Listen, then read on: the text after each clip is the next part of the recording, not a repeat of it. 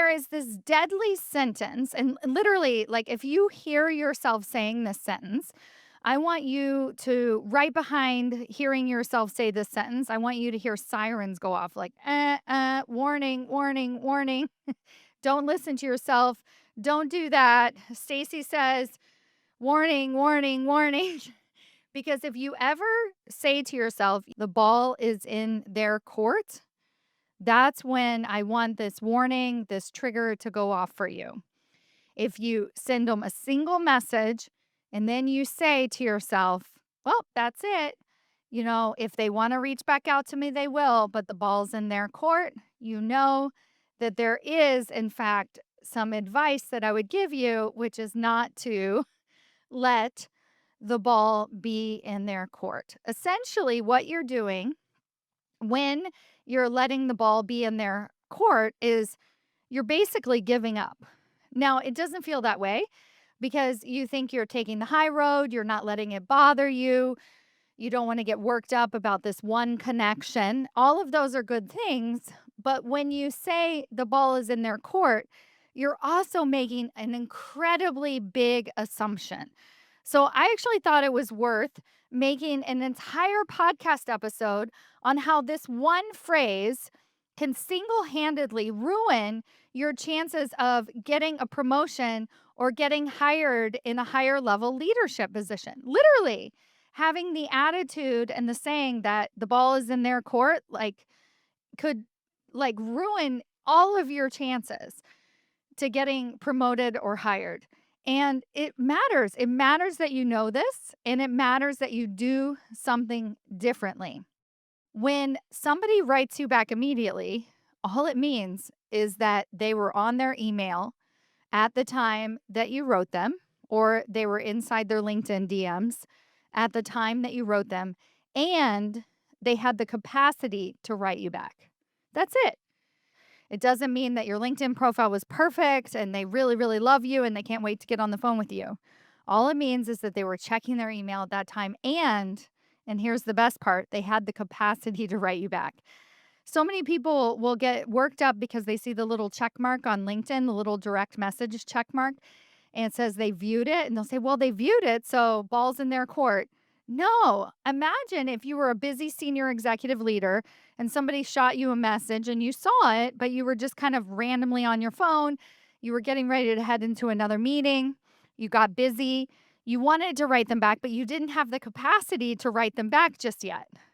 So now, if you have enough confidence and clarity in your follow up message to them, well, then it reminds them, hey, this person really does want to get on the phone with me, or this person really does want to have a conversation with me. So now your outreach to them is much more valuable. There's a reason for them to write you back. It's just a simple reminder. We are all very, very busy people, even the people with the best intentions. Actually, I would venture to say that the people with the best intentions take longer to write you back because they want it to be a thoughtful reply. They want to actually have time in their calendar. They want to make sure they're truly connecting with you. But if you just say the ball's in their court and you never write them back again, you're essentially saying that their time isn't really that valuable to you. It doesn't actually matter if they write you back or not. You're showing up actually less confidently by never reaching out to them again. So you know what? They're not going to, let's say a whole week goes by. They forgot to write you back. They noticed that they didn't write you back, but then you didn't write them again and they're very busy. And then they're just like, you know what? I guess she doesn't really care. So I don't write her back. So this is the problem with the balls in their court, right? Is that most people are not sitting around thinking, God, who is this person that wrote me? I will never, ever, ever write them back. Like, that's just not a thing. Typically, they just see it in passing. Sometimes they don't see it at all. It legitimately skips their inbox or it just like gets messed up in the clutter. Sometimes other people check their inbox. But when you write strategically a couple of times, they know that you're serious. They know that you bring value. They know.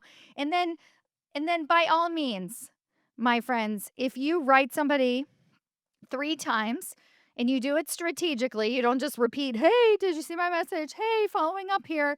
Wanting to see if we can get on the phone." Like, making sure that you have a strategic approach to your follow-ups. If you do that and they still aren't writing you back, then yeah, maybe move on. But only move on for, 2 or 3 months. When you see another job pop up, reach out to them again. Nobody cares. If you really want to be hired, if you really want to get promoted to higher level leadership positions, you have to learn the art of the follow up. You have to learn how to communicate with people, how to follow up with them, how to stay headstrong with your ideas and be an authentically powerful woman. You have to know how to do this. And so this is a really easy way to practice it. And a lot of these people that I'm talking about are strangers, right? You literally have nothing to lose if you write them back again. The only way that you can sound annoying and maybe have something to lose is if you start to sound really needy and graspy in your messages. Like I said, if you're just like, "Hey, did you get my message?" We don't want to come off that way. I totally get it. But that's an easy thing to avoid. Just ask yourself, if I got 2 or 3 of these messages, would I be like, "Sure, I'll get back to her," or would I be like, "Oh my God, leave me alone?" And so we obviously don't want to get the leave me alone. And I think that's what most women are afraid of is becoming annoying or pushy or something like that. So then we just say, well, the ball's in their court. If they wanted to get back to me, they would have. You're missing out on a huge, huge, huge opportunity, both in your own learning and persistence and integrity and making sure you walk the talk and you follow up. And if you wrote this really beautiful note to them in the beginning about being so aligned with their mission and then you never follow up again, if it were me, I'd say, I don't believe you. Right? I would say that's a very nicely well crafted chat GPT message that you just sent me. But when you follow up, and you follow up strategically, then people can get on board with you and they believe that you actually care about their mission. So I want you to kind of continuously check in with yourself and see if you're saying, okay, one and done, sent the message, balls in their court, right? So do you see this idea of being persistent and not saying the balls in their court and how important this can be for you actually having success? Now, let's do another scenario where you're reaching out to recruiters or hiring managers on LinkedIn and you don't want to be too annoying, but you definitely want to get their attention and you sent them a message. The first thing that comes up a lot is that the initial message that people are sending out is not a great message. So, a lot of times, what people are doing is they're saying something like, "Hey, I applied for this job, wondering if we could schedule 15 minutes to talk about it." The answer is no, right? So, they're not going to schedule 15 minutes to meet with you, especially if you applied for a job. They're going to look for your resume, maybe, and maybe that'll help put it at the top of the pile because you actually reached out to them. But there's really no logical reason that they should schedule 15 minutes with you, right? So, your first initial outreach actually shouldn't solicit a response. Like, even if that's what you want to do, if that's how you want to reach out, it's totally fine. But know that it's not a big deal that they didn't write you back and say, "Yes, I'd love to get on the phone with you and the thousands of other people who just applied for this job and randomly DM'd me," right? So don't expect them to write you back right away. But even that being said, I still recommend reaching out to them, right? You want to connect with them. So, first of all, if they connect with you on LinkedIn and don't say anything, that's great. That's a good sign because chances are they looked at your LinkedIn profile, which is awesome. If nothing else, they saw the header and they saw your title and where you're from and what type of work that so you should have all those things in your header. And you can get your profile updated so that when people are even just glancing at it, then it becomes a hiring opportunity. So now you have an opportunity to follow up with them, right? Like, so you don't want to just say something like, "Hey, touching base, want to make sure that you saw my resume." Come up with something different. So at that point, I recommend like expanding your web, like making sure that you're reaching out to other people at the organization. And by reaching out to them, let's say you connected with a vice president on LinkedIn, right? You could say, "I also connected with the VP, with Jim, the VP of sales on LinkedIn as well. And I'm wondering if we can schedule 15 minutes to meet up because I really want to look at opportunities at your company, right?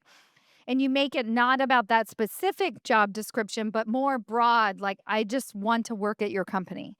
And then they still don't write you back. Come up with another way to reach out to them. Now, I must preface this with there are these generic ways that I can tell you, but to be perfectly honest, you can find this stuff on ChatGPT and be like, how do I write a follow up message to a recruiter? Come up with something. 9 times out of 10, though, I don't recommend the lengthy responses. What you're wanting is like a pithy 1 or 2 sentence response that actually captures their attention. The important part is that you're doing it, that you're not letting the ball be in their court, that you're following up. I have taught women to follow up even after they had a conversation with a recruiter that, maybe fell a little bit flat. But you want to reach back out to that recruiter again. Maybe you see another job posting and you want to connect with them again. Or you just want to follow up with them. Maybe you have an update about your own career that you want to share with them. Maybe there's something that you heard about the company that you applied for. And recruiters love gossip, right? So just wanting to get on the phone with them again could be quite useful, right? Something else that you thought of that you didn't share with them, whatever that might be. But if you are reaching out to somebody, just know the chances of them being in this amazingly magical place where one, they both consumed your message, and two, they had the capacity to write you back right away is like really hard to do. So stop second guessing it. Stop putting the ball back in their court. It is your responsibility to follow up with them and to make sure that your voice is heard.